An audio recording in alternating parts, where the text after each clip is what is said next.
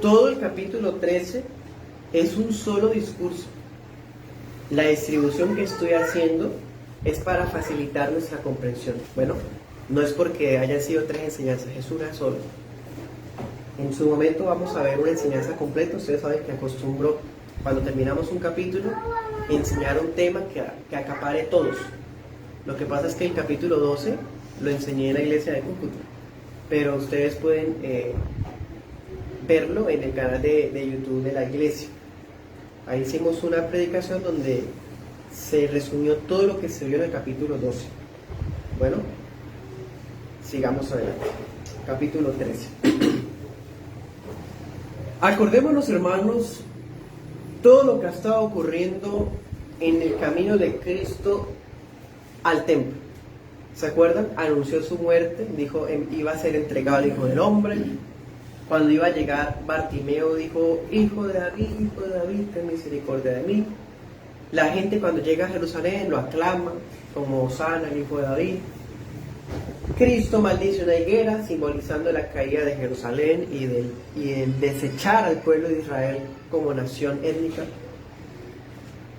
Cristo tira al suelo todo el sistema religioso de sacrificios, mostrando su fin. Luego les enseña a los labradores malvados que la piedra que desecharon, que ellos estaban desechando, era Él, y que esa piedra se iba a convertir en la piedra angular. En pocas palabras, hermanos, todo lo que hemos visto hasta ahora es una preparación de este discurso. Este es el discurso más largo de Jesús en el Evangelio de Marcos. Todo el recorrido, hasta las enseñanzas de Jesús, ocurridas especialmente durante estos días en el templo. Acuérdense que seguimos en el martes, ¿no? Eso sigue siendo martes. Lo que pasó el domingo, el lunes y esto el martes. Todo lo que vimos en el capítulo 12 probablemente ocurrió el martes por la mañana. Esto probablemente sea martes por la tarde. Todo preparaba para este discurso. ¿Bien? Así que, ¿cuál es el contexto? Cuando Cristo venció a los líderes del país con su sabiduría. Bueno, y ahora el rey va a profetizar la caída del templo, va a profetizar la caída de Jerusalén sentado en el monte de los olivos. ¿Ven? Eso es lo que vamos a ver en resumen todo este capítulo. Esa es la temática central de este texto. Versículo 1. Dice que salió Jesús del templo. Ha pasado una larga mañana de martes. Jesús sale del templo acompañado de los discípulos. Y en ese momento Marcos nos dice que uno de ellos, no nos dice cuál, quizás Pedro, quién sabe, no nos dice. El caso es que le dice al Señor: Maestro, mira qué piedras y qué edificios, dice la Biblia de las Américas. ¿Qué vemos en esas palabras? Un orgullo patrio, ¿no? Es más, Mateo 24:1, que por cierto, anoten los textos paralelos. De esa sección, los textos paralelos son Mateo 24, del 1 al 14. Y Lucas 21, 5 al 19. Acuérdense que cada vez que estudiamos los evangelios debemos mirar los otros evangelios. Entonces ahí usted puede leerlo en casa, los paralelos. Ahora, Mateo 24:1 nos dice que todos los discípulos le decían al Señor: mira ese templo. Marcos nos da a entender que de pronto la voz de uno de ellos sobresalió. Lucas 21:5 nos dice que estaban admirados por los adornos, por las piedras y por las ofrendas votivas que habían en el templo. Algunas cosas que se colocaban cerca, o algunas especie de guirnaldas, en fin. Ahora, ¿qué tiene de impresionante ese templo? Hermanos, sí, es un templo impactante, es asombroso. El templo de Jerusalén de este momento es el templo de Zorobabel, el templo que fue reconstruido cuando los israelitas volvieron del cautiverio de Babilonia. Ese templo no era la gran cosa, era simple a la vista. Es más, si usted lee allá algunos pasajes en Esdras, dice que los que habían conocido el templo ante ellos se pusieron a llorar, porque no se comparaba con el templo de Salomón, el que fue destruido. Pero bueno, este templo es el mismo de Zorobabel. Lo que pasa es que Herodes el Grande lo remodeló. Y si usted mira la historia, Herodes el Grande, el que mandó matar a los niños de Belén, ¿se acuerdan? El que quería engañar a los Reyes Magos, ese, Herodes el Grande. No Herodes el que mató a Juan Bautista, ese es hijo de ese Herodes. Herodes el Grande históricamente es reconocido por las hazañas arquitectónicas. Era un hombre aficionado por la construcción, y entre esas construcciones fue el templo, lo remodeló y quedó impresionante. Entonces los israelitas veían el templo con tanto asombro que llegaron a pensar que la única manera de que ese templo se cayera o que tumbaran ese templo era en el fin del mundo. Asociaban el templo con el fin del mundo. O sea, es un templo inamovible, ¿sí? Se dice que Herodes usó mármol, usó oro, piedras blancas, galerías cubiertas, madera tallada, en fin, materiales finos que aún desde lejos se podían ver. Imagínense, el templo estaba ubicado en el monte, y cuando uno iba a llegar veía a lo lejos algo resplandeciente en el monte. Así era de imponente el templo, y además que había sido remodelado y extendido. Y entonces era una hazaña arquitectónica y un orgullo para los judíos. Es el símbolo máximo de su religión, y aún los judíos siguen teniendo ese tipo de orgullos religiosos. Mira, Señor nuestro, está sorprendido el apóstol. Eso nos deja ver que los apóstoles tienen todavía mucho de la idiosincrasia, ¿no? de la gente. Esto lo hemos visto antes, varios pasajes nos hemos dado cuenta que a ellos tienen todavía muchas mentalidades que Cristo con mucha paciencia les está transformando. Ellos todavía tienen el orgullo patrio, el orgullo religioso que representa el templo. Por eso la respuesta de Cristo los habrá dejado fríos. Podemos imaginar que se iban caminando, y cuando Cristo le dice eso, ese discípulo se habrá quedado quieto mientras todos siguen caminando. ¿Ves esos edificios? ¿Ves esas imponentes dimensiones? ¿Esos acabados? No quedará piedra sobre piedra de ese templo que no sea derribada. Eso es lo que le está diciendo el Señor. Anote este texto, o leámoslo más bien. Lucas 19, 43.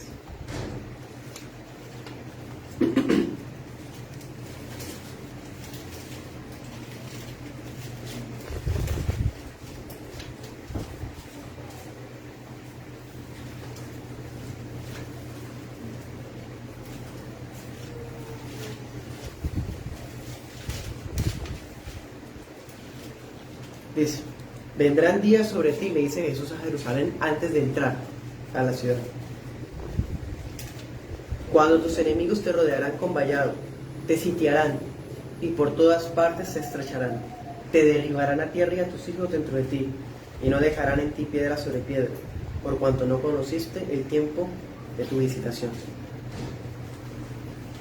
Cristo ya había dicho eso, ya había profetizado la caída de Jerusalén antes de llegar a Jerusalén. Pero aquí la vuelve a reiterar cuando ya está saliendo, un día martes. Ellos, los apóstoles, ya no tenían que dejarse llevar más por las apariencias. Acordémonos antesito que había pasado, la ofrenda de la gente rica, ¿no? Cristo tuvo que llamar la atención de ellos para que ellos se dieran cuenta de la ofrenda de la viuda pobre. Y ahora salen y están asombrados con la estructura. Uy, Dios mío, mira ese templo impresionante. No han aprendido, todavía siguen inmaduros. Pero deben aprender a ver más allá. Y es lo que Cristo quiere enseñarles. Versículo 3. El monte de los olivos queda al oriente de Jerusalén, al oriente del monte del templo. O sea, uno desde el monte de los Olivos puede ver el monte de Jerusalén, está enfrente. ¿Sí? De hecho, el monte de los Olivos es más alto que el monte de Jerusalén, pero están ahí enfrente. ¿Sí? Miren eso. Versículo 3. Se sentó en el monte de los Olivos, ¿qué? Frente al templo. Esa posición es bastante como encarando, como mostrando que va a hablar de ese templo. Imagínense, el Señor está sentado mirando hacia el templo y está enseñando mirando hacia el templo, en el monte de los Olivos. Entonces, ese apóstol que hizo la pregunta habrá quedado con tanta incógnita que compartiría su inquietud con los demás, o bueno, los otros evangelistas nos habían dicho que los demás habían preguntado también. El caso es que solo Marcos nos dice esto: 4 apóstoles, los principales, Pedro, Jacobo, Juan y Andrés, los 4 primeros, los 4 principales apóstoles, tienen curiosidad, están impactados con lo que Cristo acaba de decir. Dice la Peshita, el versículo 3, que se le preguntan a solas.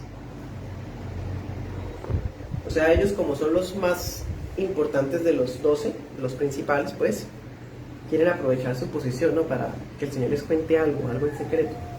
Versículo 4, ¿cuál es la pregunta? Dice la Peshita: ¿cuándo acontecerán estas cosas? ¿Y qué señal habrá cuando estén próximas a cumplirse? Esa es la pregunta que ellos hacen. ¿Qué vemos en todo esto? Curiosidad. Esa es la casa de Dios. Jerusalén es la ciudad del Dios Santo. Hay salmos que hablan de eso. Pero ¿saben? El hecho de que Cristo se haya salido del templo y se haya sentado en el monte de los Olivos tiene una simbología tan impactante. Leamos Lucas 13, 35.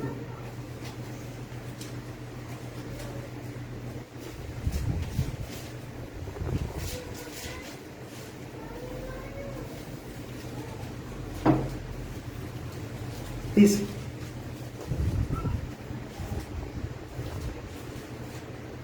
leamos los de 34. Jerusalén, Jerusalén, que matas a los profetas y apedreas a los que te son enviados. ¿Cuántas veces quise juntar a tus hijos como la gallina a sus polluelos debajo de sus alas, y no quisiste? Entonces su casa les es dejada desierta, y les digo que no me verán hasta que llegue el tiempo en que digan: bendito el que viene en el nombre del Señor. Cristo está diciendo que Jerusalén, la terrenal, es abandonada. ¿Qué había dicho Marcos 11:17? Atrasito. Cuando Cristo tumbó todas las cosas en el templo, ¿qué fue lo que Cristo dijo? Han hecho la casa de mi Padre, mi casa, una cueva de ladrones. Mi casa. Ahorita que leímos Lucas 13:35, ¿cómo decía? ¿Mi casa o la casa de Dios? ¿Qué dice?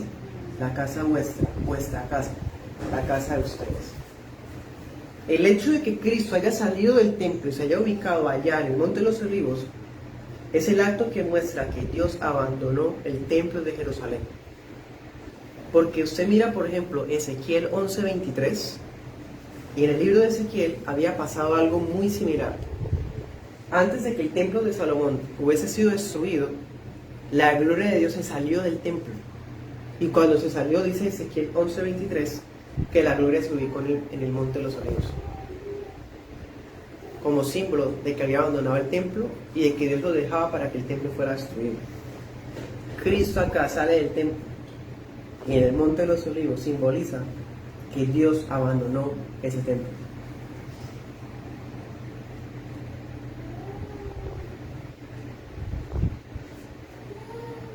Bueno, importante establecerlo. Ahora, ellos hacen una pregunta, ¿no? Bueno, realmente hacen dos. Las preguntas que hacen es: ¿cuándo y qué cosas hay que nos anticipen que está a punto de ocurrir, ¿no?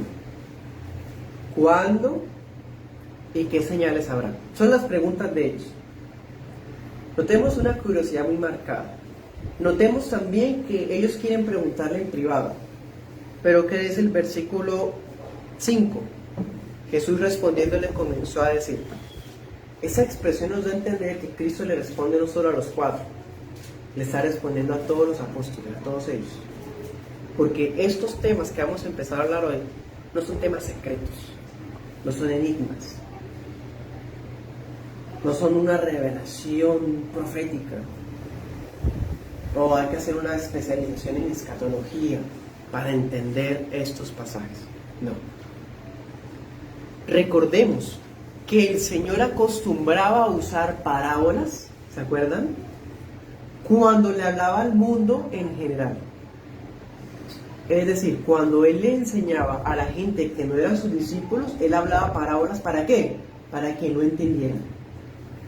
Anote el texto. Marcos 4, 10 al 11 y 34. Ese tema ya lo estudiamos hace unos años atrás.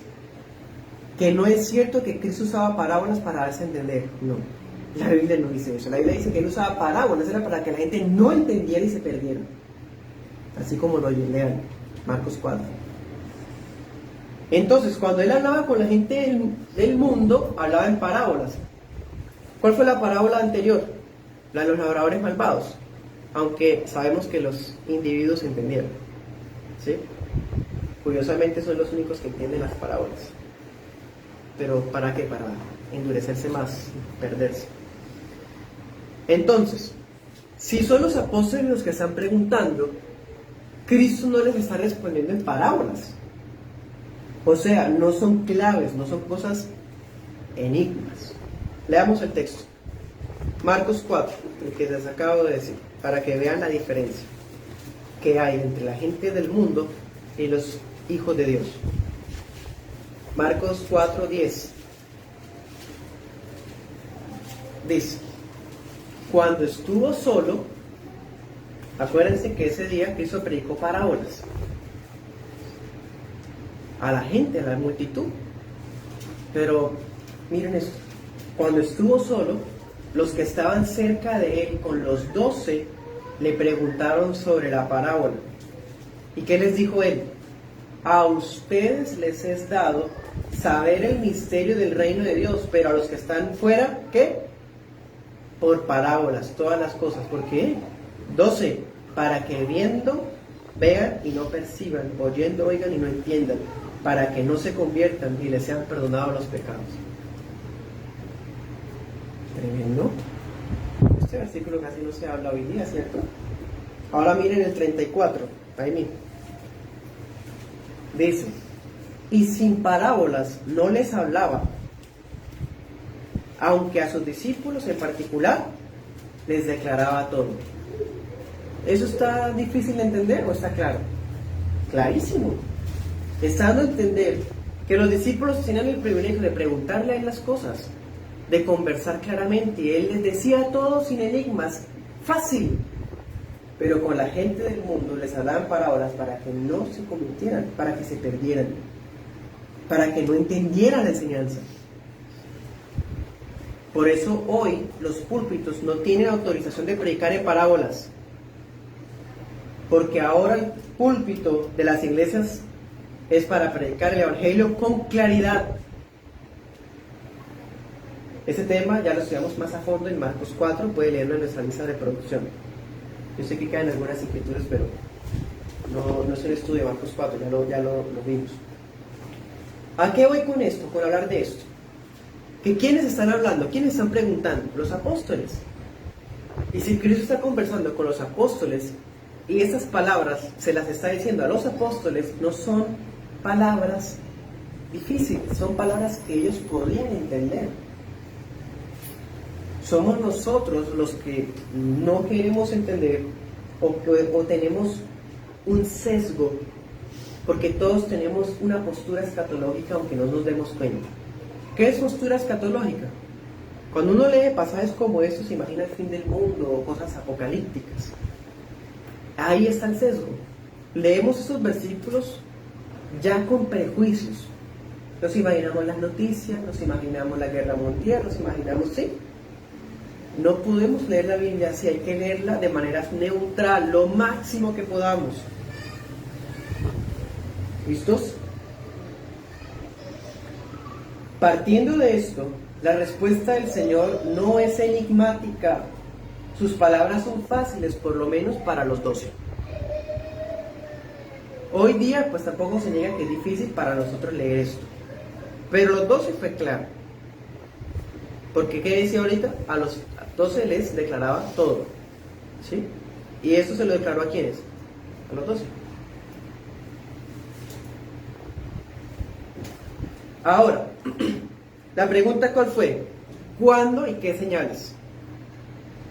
Y si usted revisa o recuerda lo que leímos, pareciera que no hubiera respondido a la pregunta. Entonces, la respuesta de Jesús no es evasiva, pero tampoco es una revelación secreta.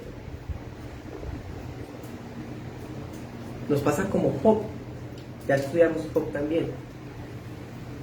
En alguna ocasión Job dijo algo así como que yo quisiera tener el calendario de Dios para saber en qué días Él actúa, en cuántos días hace sus pruebas o sus tribulaciones, cuándo va a castigar a los injustos. Yo quisiera que Dios me diera su calendario para saber. Aquí los apóstoles tienen eso.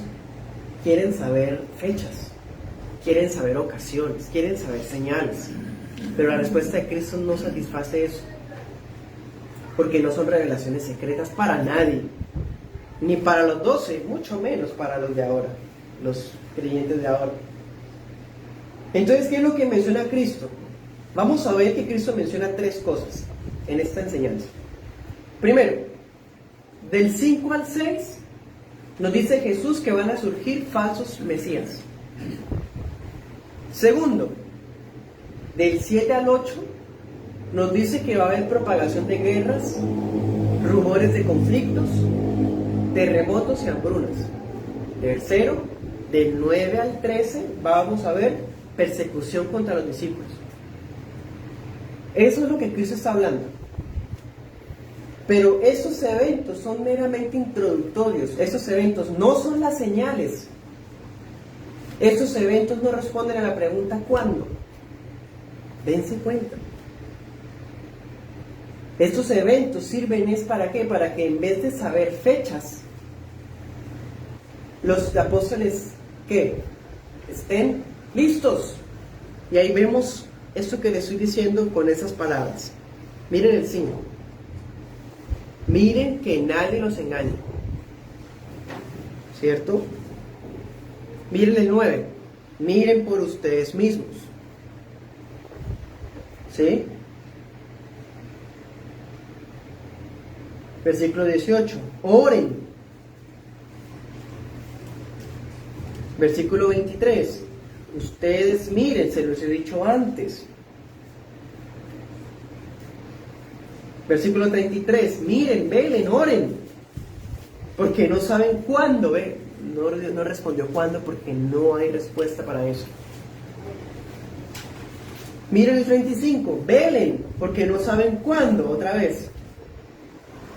37. Y lo que a ustedes digo, a todos los digo, velen.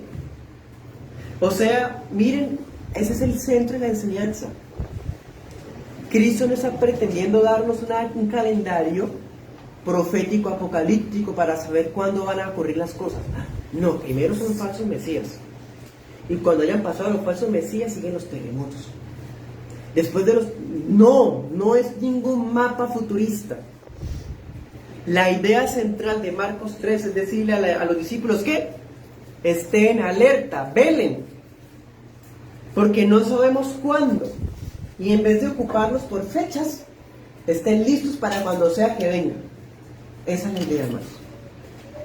Entonces, este pasaje no es amarillista, no es sensacionalista. Es un pasaje que más bien nos pone en alerta como cristianos. ¿A qué? A que mientras llega ese momento van a ocurrir esas 3 cosas. Y yo, cuando ocurran, no me voy a asustar, porque esas no son las señales. No me voy a asustar porque mi fe está firme en el Hijo de Dios. No me voy a asustar porque yo creo en el Cristo verdadero, no en los falsos. No me voy a asustar porque aunque tiemble la tierra o se caiga el mundo, dice Salmo 46, nuestra confianza permanece en Jehová. Voy a mantenerme velando porque aunque haya persecución contra la iglesia, el que persevera hasta el fin, ese será salvo. ¿Ven? Esa es la idea del texto.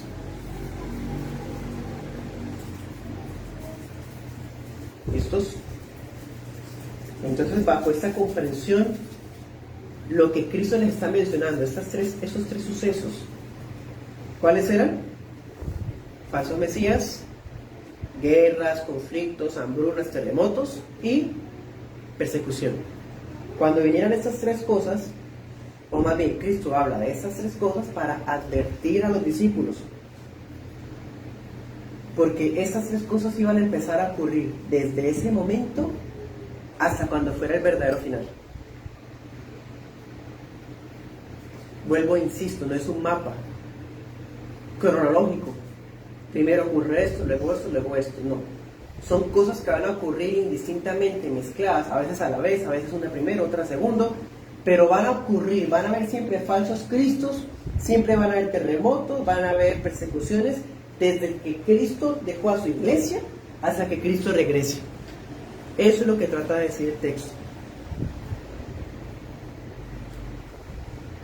Los judíos del siglo I pensaban, como mirábamos ahorita, que la caída de su templo y de Jerusalén estaba asociada a un cataclismo cósmico. O sea, para el judío, el fin del mundo tenía que ocurrir todo a la vez. Si el templo se llega a caer o se acaba Jerusalén es porque ya llegó el fin del mundo. O sea, ellos veían todo a la vez. Todo, la caída del templo, caída de Jerusalén con el fin del mundo. Los discípulos creen eso todavía. Porque los discípulos tienen una escatología futurista. Ellos piensan que eso está por allá en el futuro. Y tienen una escatología nacionalista. Todo gira alrededor de Israel. ¿Les suena familiar? Pues hermanos, los que tienen esas expectativas se engañan a sí mismos porque son falsas expectativas. Pero así como no podemos tener falsas expectativas, no podemos llenarnos de miedo ni de frustración. Como así todos esos años que han pasado y Cristo no ha llegado. Ya han habido muchos falsos cristos y nada que llegue. Ya ha habido persecución y nada que llegue. Cuando se colocan las expectativas donde no deben ser, viene la frustración y el desengaño. Cristo menciona esto solo para advertir, no para decir que estas son las señales. ¿Cuántos falsos cristos han habido? Teudas, Judas Galileo, Bar Kokhba, José Luis de Jesús Miranda, un tipo ahí que el Señor permitió que muriera, gloria al Señor. Y más, anticristos es lo que hay.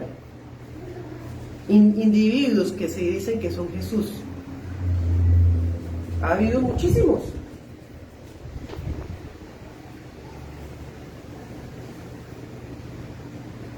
Bueno, entonces el Señor está advirtiendo de lo que tiene que ocurrir sin que esto sean las señales. ¿Bien? La primera, los falsos cristos. El Señor le advierte que iban a venir falsos cristos. Pero como ellos conocen al verdadero Cristo y con su palabra Él los está preparando, pues ¿qué va a pasar? Ellos no van a ser engañados. ¿Quiénes son los engañados por los falsos cristos? Los réprobos. Un escogido por Dios nunca va a ser engañado por un falso Cristo. Leamos 1 Juan 2:18.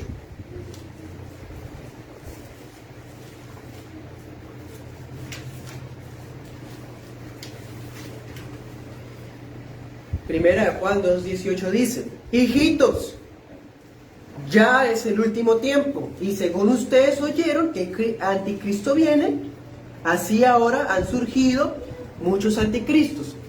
Si hay un anticristo que va a venir, pues no solo uno, son muchos. Y no van a venir en el futuro, ya están. Por esto conocemos, versículo 18, por esto conocemos que es el último tiempo. 19, salieron de nosotros. ¿Quiénes? Los anticristos. ¿Quiénes? Los que les creen a los anticristos. Pero no eran de nosotros, porque si hubieran sido de nosotros la iglesia, habrían permanecido con nosotros la iglesia. Pero salieron para que se manifestara que no todos son de nosotros. Pero ustedes, ¿quiénes? La iglesia, tienen ¿qué? La unción del santo. Y conocen todas las cosas. En otras palabras, no se van a dejar engañar por los falsos cristos. Los que se dejan engañar por los falsos cristos son los falsos creyentes. En pocas palabras, volvamos al texto de Marcos 13:5 y 6. Dice, muchos vendrán en mi nombre. Claro, los falsos cristos, ¿qué hacen? Ellos creen que son una aparición, que son una reencarnación, que son una manifestación de Jesús.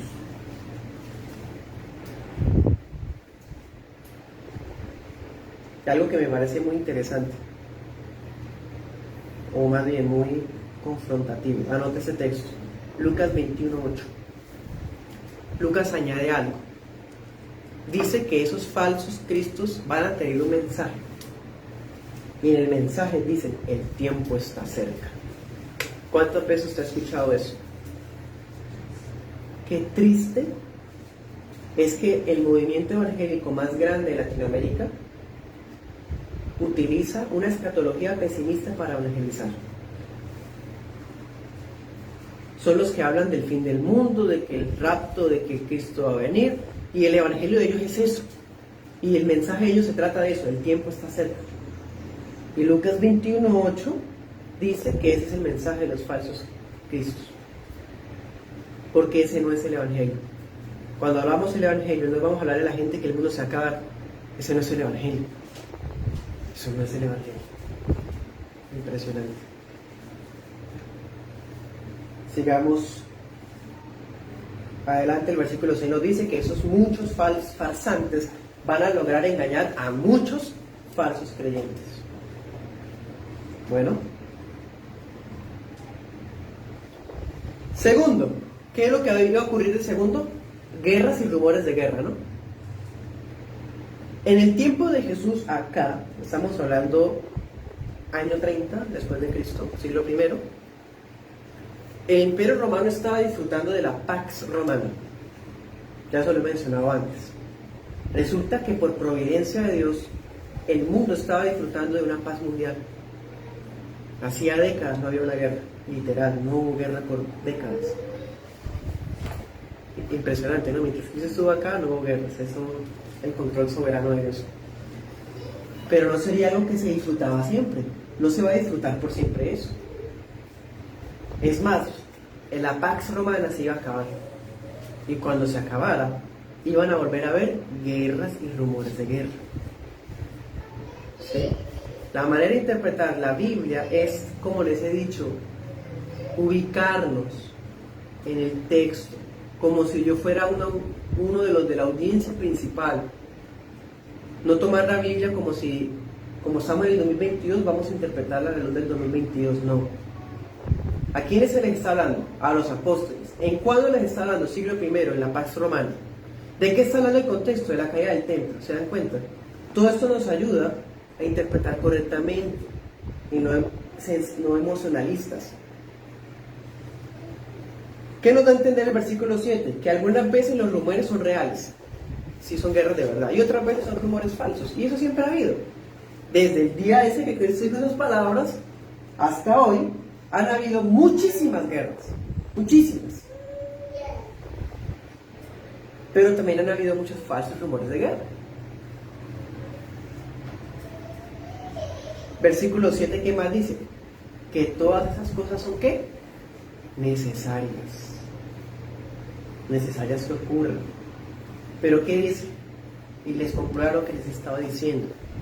Pero no se angustien, aún no será el fin. Porque las guerras no son la señal.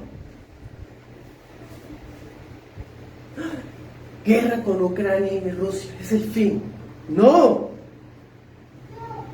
No leen la Biblia. Nos está diciendo que no. ¿Cuántas guerras han habido, hermanos? Versículo 8. ¿Qué va a haber? Guerras. Es más, no solo guerras, terremotos, hambrunas, alborotos. ¿Qué dice? En muchos lugares. ¿Qué dice el versículo 8? Que todo eso será ¿qué? El comienzo de dolores. Tampoco son la señal. Hubo un terremoto que arrasó con una ciudad entera. Sí, son cosas necesarias que ocurren, pero no son la señal. Mateo 24:7 dice pestes, o sea, él añade pestes. ¿Han habido pestes? Claro. Hace poco salimos de una pandemia, pero no es la primera. De hecho, no fue la más mortal. Han habido peores pestes, pero esas no son la señal.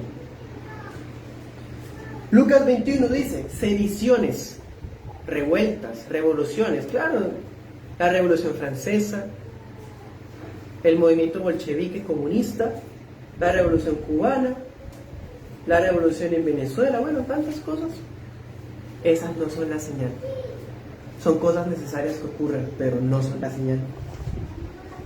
Terror y grandes señales del cielo. Señales del cielo, ¿qué? Cometas, luna roja, eclipses. ¿Esas son la señal? No. Son cosas necesarias que ocurren, pero tampoco son la señal. ¿Ven? Una escatología bíblica sana no es amarillista, es sobria, porque la idea de esta información es estar alerta al cristiano, no llenarlo de miedo. En cambio, los que sienten miedo, curiosamente, ¿quiénes son? Los que no conocen la palabra. Bueno. Comienzo de dolores. Cito las palabras del doctor Vicky. Los desastres naturales y los conflictos internacionales no indican que el día del Señor esté cerca, sino que caracterizan la era presente. Cierro comillas. Sigamos adelante para terminar, versículos 9 en adelante. La tercera cosa que Cristo menciona que es la persecución. Y curiosamente Marcos le da más líneas a eso. Miren eso, ¿no? Marcos habla poquitico de los falsos mesías, poquitico de las señales, de los terremotos y eso, de las señales que la gente se asusta.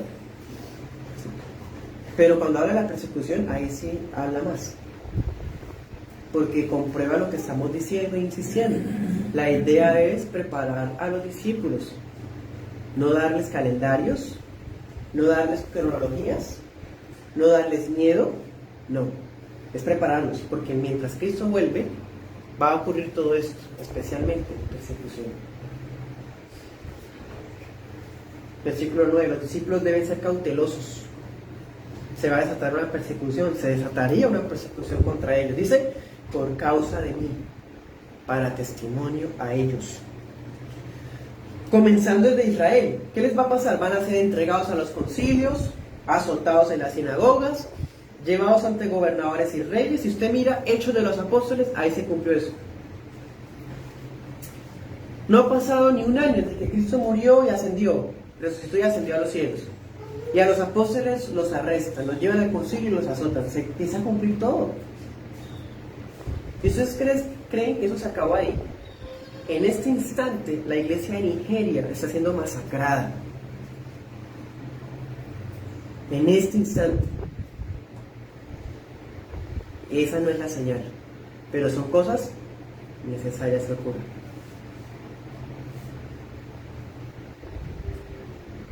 Entonces la persecución se iba a convertir en una marca del discipulado cristiano. ¿Quiere ser cristiano?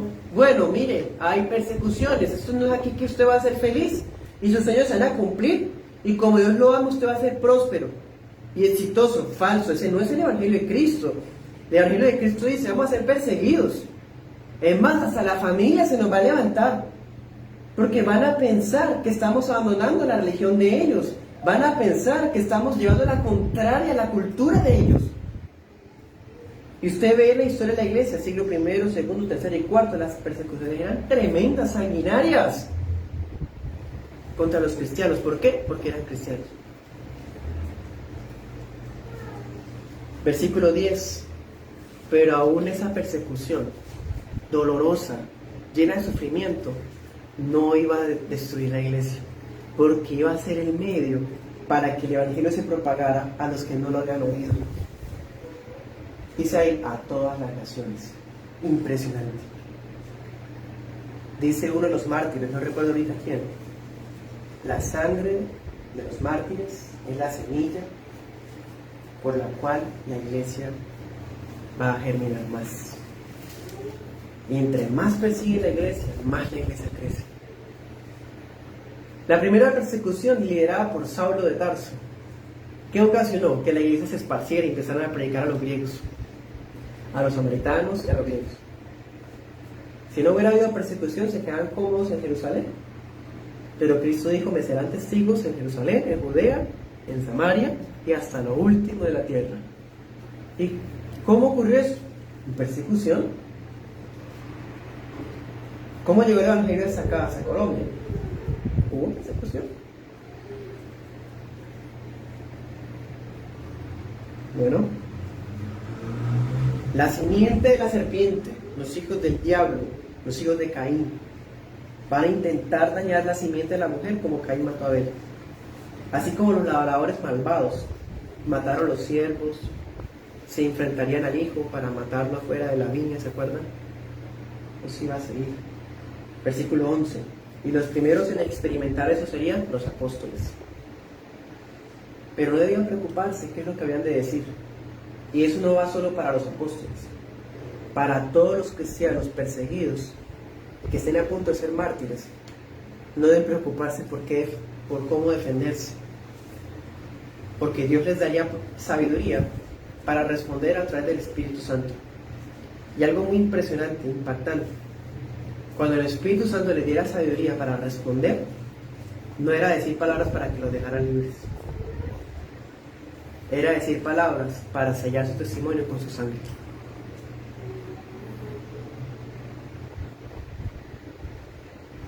Históricamente, los mártires, el Espíritu Santo les daba palabras. ¿Cuántas veces usted ha leído palabras de mártires que son llenas de inspiración? Por ejemplo, en este momento no recuerdo el nombre, uno de los mártires del siglo II dijo algo así como que: si él nunca ha sido infiel conmigo y le he servido por tantos años, ¿por qué ahora voy a negarlo? Creo que fue Policarpo. Siendo un hombre mayor, los romanos le decían: usted es un hombre mayor, renuncia a ser rey y confiesa rey a César. No, ¿por qué voy a traicionar a mi rey si él ha sido tan bueno conmigo? Y así usted puede leer palabras de los mártires: Justino, mártir; Clemente de Roma; Policarpo; Justino, bueno, etc. Y las palabras que les doy el Espíritu Santo son palabras inspiradoras, pero que no sirvieron para que fueran libres. Más bien eso ensañó más a los enemigos. Versículos 12 y 13. La persecución no solamente le iba a llevar a cabo los judíos. ¿Quiénes son los principales enemigos del Evangelio? Los judíos. El Israel étnico, el Israel que fue desechado. Y aún hay gente que insiste que es un pueblo exclusivo de Dios.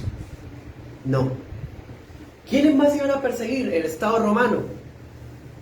Pero no solamente eso, para que sea más difícil, la familia misma de los discípulos los iban a entregar: hermanos, padres, hijos. Lucas dice: parientes, amigos. ¿Por qué? Por ser cristianos. ¿Para qué? Para matarlos. Versículo 13: serán odiados de todos por causa de mi nombre. Ese golpe es emocional, muy difícil, porque a uno que lo traicione todo el mundo, que nos persigan judíos y el Estado si quieren, pero la familia que lo traicione a uno duele más. Que en las iglesias hayan falsos convertidos y que sean soplones, o sea, digan dónde están los cristianos, los hermanos de la iglesia. Muchas veces ocurrió eso. Cuando arrestaban a cristianos, los torturaban, pero no solamente era para que ellos negaran a Cristo, era para que dijeran dónde estaban los otros hermanos. Y muchos daban su vida para proteger a los hermanos, no decían dónde estaban. Pero llegarán tiempos donde habrá esas traiciones. ¿De quiénes? De los falsos convertidos. Versículo final del 13, hoy que estudiamos. Por eso termina diciendo: el que persevera hasta el fin, ese será salvo. En definitiva, los cristianos no deben dejarse distraer por las supuestas señales a las que el mundo les tiene miedo. Los falsos creyentes se desaniman y decaen. ¡Ay, una luna roja! ¡Ay, están persiguiéndonos! ¡Ay, un falso Cristo! Y se desaniman, se deprimen. ¿Por qué? Más bien al cristiano le corresponde tomar valor, ejercer discernimiento y cuidarse, dice, ¿qué decía ahí? Mirar por vosotros mismos. ¿De qué? De no desviarnos de la perseverancia de los santos. Y que el mundo siga a los falsos profetas con sus espectáculos. Que el mundo siga a los falsos maestros con sus afirmaciones atrevidas. Que el mundo siga a los falsos cristos con su farsa. Que el mundo le tenga miedo a las señales de la naturaleza, a las señales cósmicas, a las señales bélicas. Pero jamás un hijo de Dios será movido ni engañado por nada de esas cosas. Aplicaciones finales. Ya que los labradores y el pueblo de Israel de raza étnico había rechazado la piedra angular, ahora Dios desecha la piedra de ellos. No quedará piedra sobre piedra que no quede en pie. Que quede en pie, pues. Dios desecha las grandes piedras del mayor símbolo de religiosidad de los judíos, su templo. Se acabó, no más. El muro de los lamentos que hoy día queda no es parte del templo, era un muro que quedaba hacia afuera. No quedó nada del templo, se cumplió en el año 70 después de Cristo. El edificio de manos humanas fue rechazado para inaugurar uno espiritual, vivo y eterno. ¿Cuál? El cuerpo místico de Cristo. ¿Quién es? La iglesia. Ay, va a haber un tercer templo en Jerusalén. No nos importa, porque ese no es el templo verdadero. El templo de Cristo, en el nuevo pacto, ¿quién es? La iglesia de Cristo. Segunda aplicación: perseverar hasta el final no significa que usted va a ganarse la salvación proporcional a su esfuerzo y sus sacrificios. Eso es herejía, eso está mal. Más bien significa que el periodo de persecución iba a llegar a su fin en algún momento. No había que desanimarse, no había que perder la esperanza. Fueron 4 siglos de persecuciones, pero la persecución en Roma terminó cuando se convirtió Constantino a la fe cristiana. Una historia que ha sido llena de conspiraciones por mucha gente ignorante. Hubo mucho alivio para los hogares cristianos cuando la persecución se acabó. O sea, el que persevera hasta el fin, ese será salvo. O sea, no hay que perder la esperanza. Un día la persecución terminará. Vale la pena permanecer firmes con las convicciones del Evangelio, que eso sea necesario pagarlo con mi muerte, con la muerte suya. Qué lamentable es que existan movimientos evangélicos cuyo mensaje se centra en el sensacionalismo que provoca las palabras, el fin de los tiempos. Porque eso vende, eso genera likes, seguidores y suscriptores. Pero un evangelio sobrio que invita a estar alertas, más bien dice: eso es palabra de hombres, eso es mucho leer libros. No, leímos la Biblia literal, sin imponerle nada de la televisión. No pusimos nada de las revistas, de nada. Aquí nos está diciendo claramente las cosas. Bueno, Cristo nos advirtió que muchos falsos maestros utilizarían esas cosas, pero no nos dejaríamos engañar, nosotros los hijos de Dios.